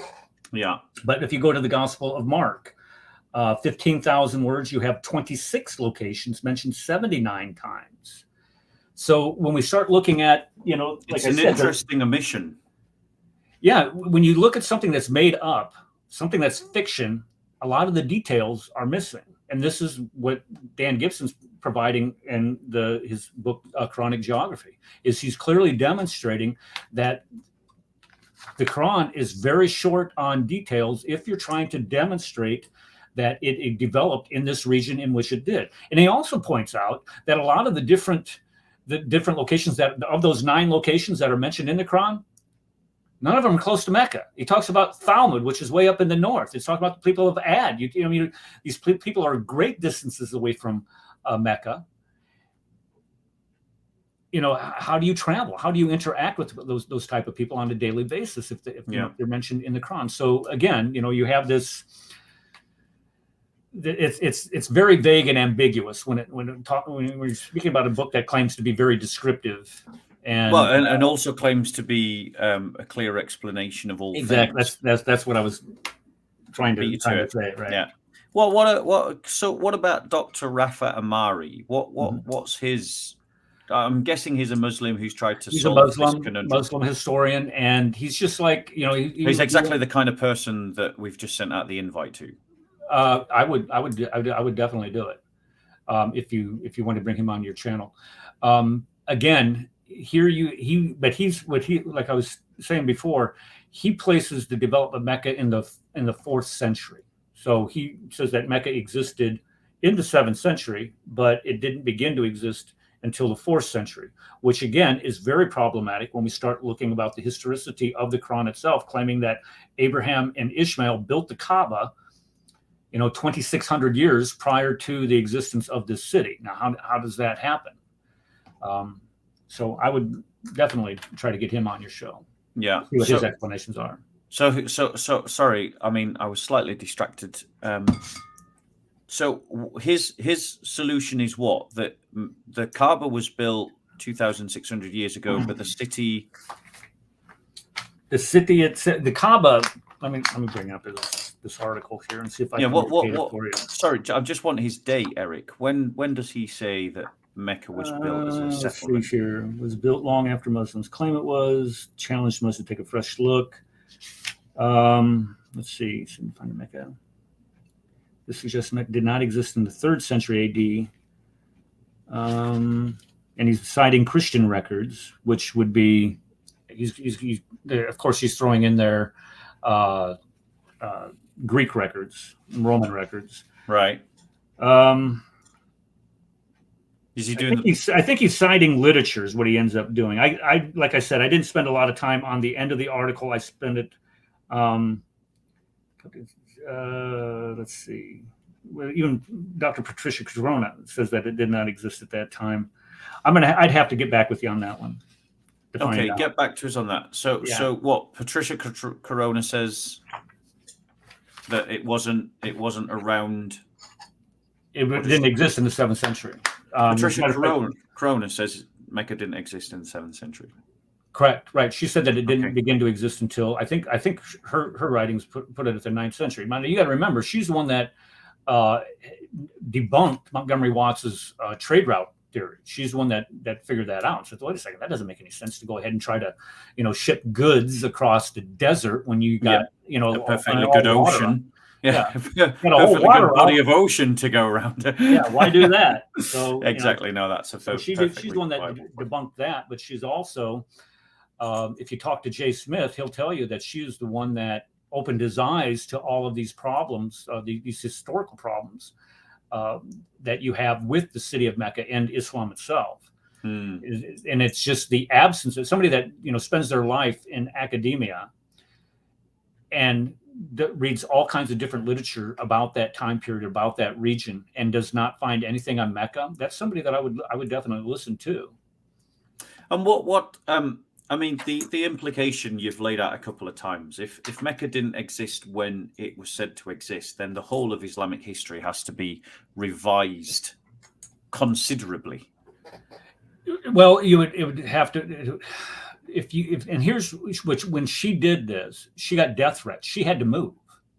Yeah. This and Muslims understand the importance of this. They understand how critical it is to have Mecca for all those reasons that I listed there. I mean, this is the mother of all cities. This is the place where they bow 5 times a day. They go on Hajj once a year, once during their lifetime, or once a year it happens there.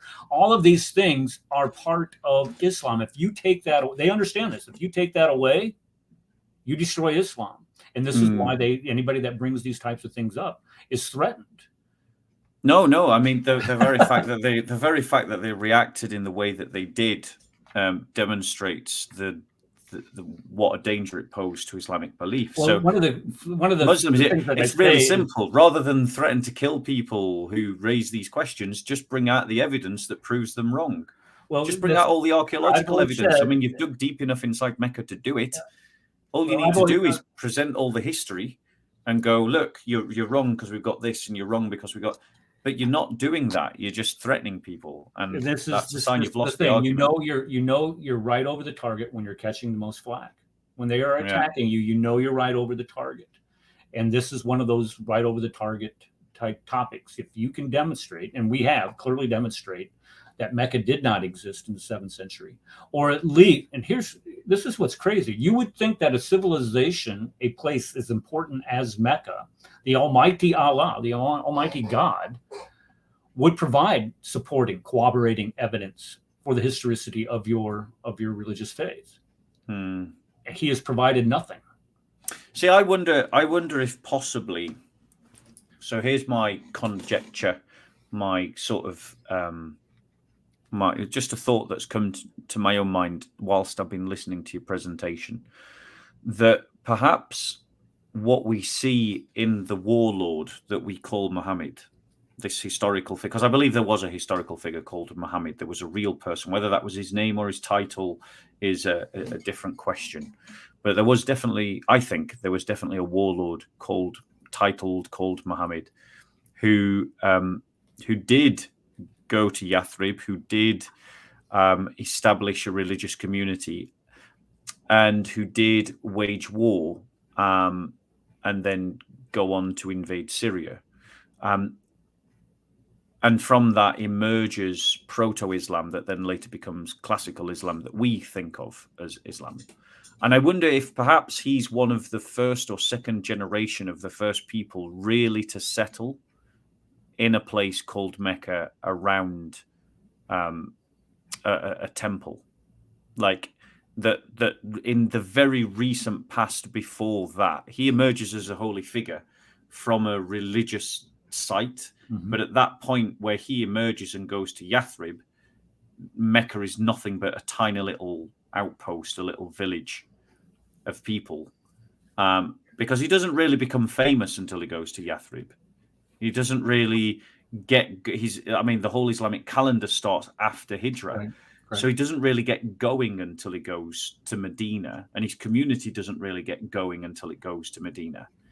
And so I wonder if maybe the reason why there's such a cultural history amongst the Muslims connected to Mecca is because this man we call Muhammad was like first or second generation born amongst the very first settlers around the place we now called Mecca.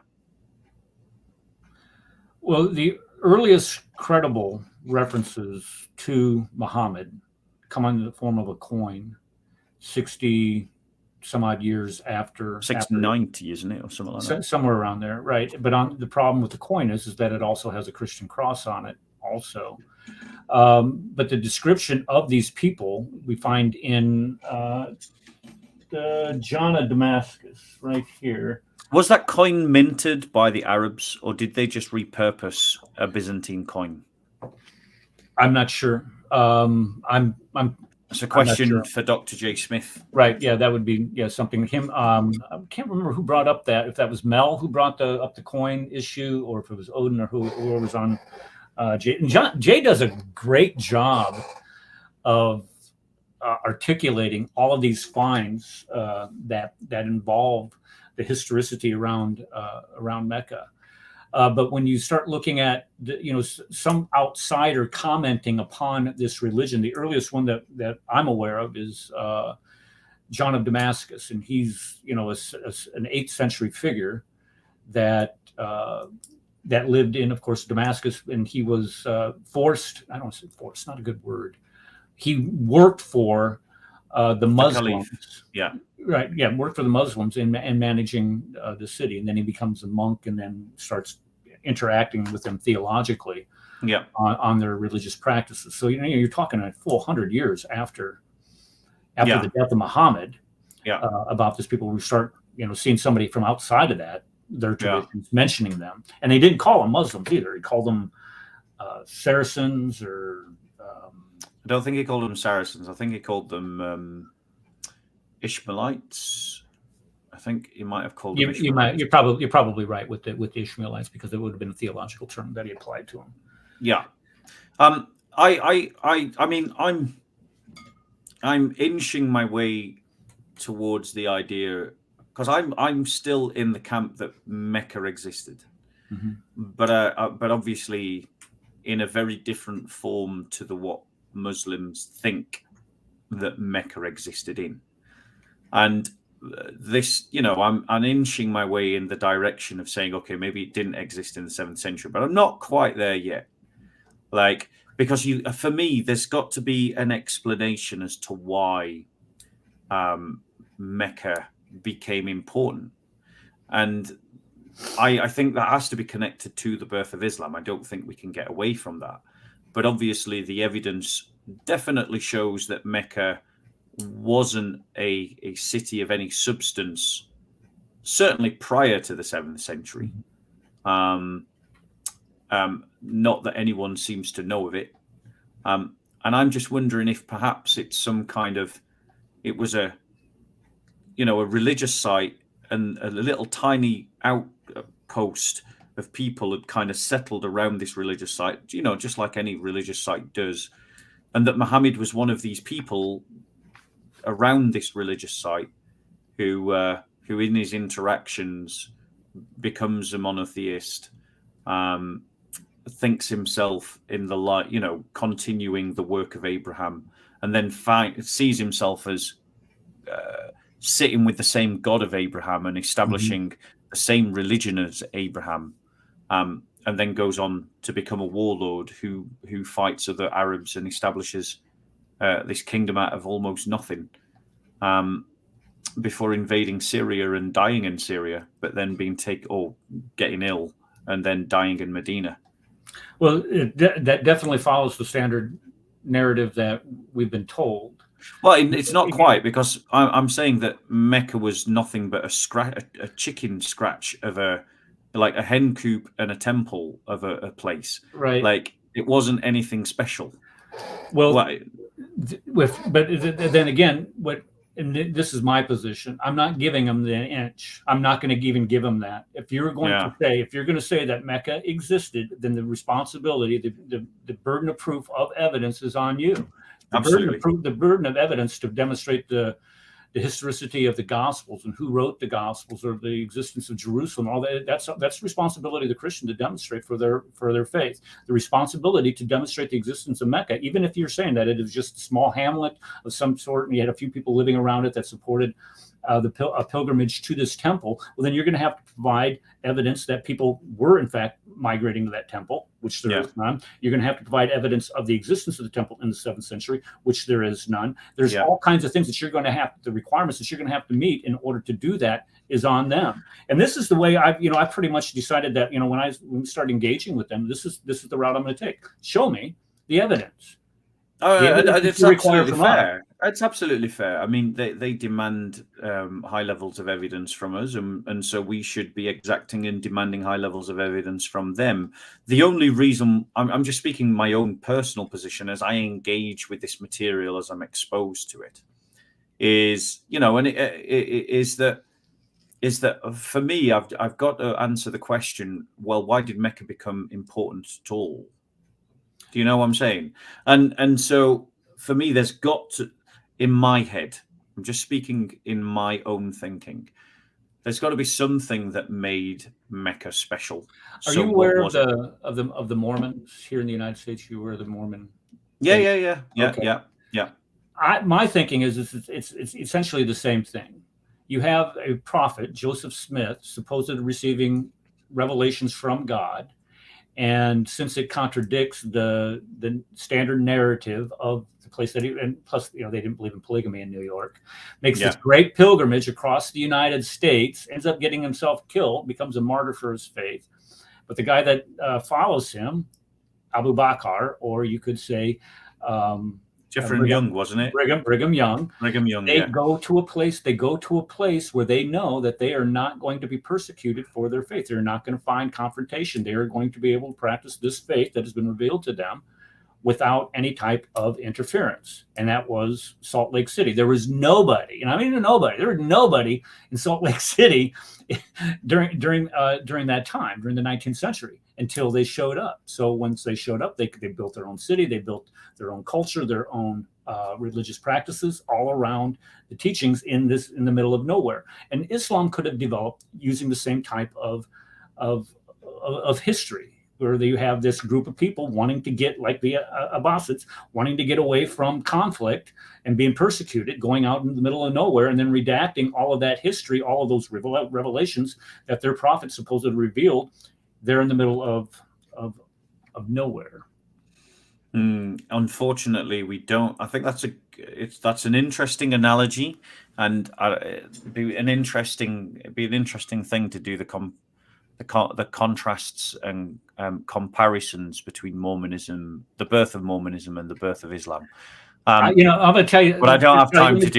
Okay, let me just tell you a real quick secret here. I'm a teacher. I'm a history teacher, and this is one of the standards that I have to teach is the development of Mormonism. We talk about the Mormon Trail and that faith. And because they originally settled like somewhere else, didn't they? Before they settled in Salt Lake City, like they were persecuted. They got persecuted and driven out of some in county. Illinois. They were in Illinois, and then they went across the great state of Iowa on their way out to, and they picked up the Oregon Trail and then cut south to what is now Salt Lake City. But the thing that I had a friend of mine propose, he goes, well, why don't you have your students compare and contrast the similarities between the Mormons and Islam? It sounds like the angel Moroni. The devil Moroni was taking notes from the devil. I would get in big trouble if I did that. I would never do that. That was definitely a case of screw tape and his senior or junior. Okay, Eric, that was really wonderful, hugely informative. Thank you for taking time out of your day to share that information with you.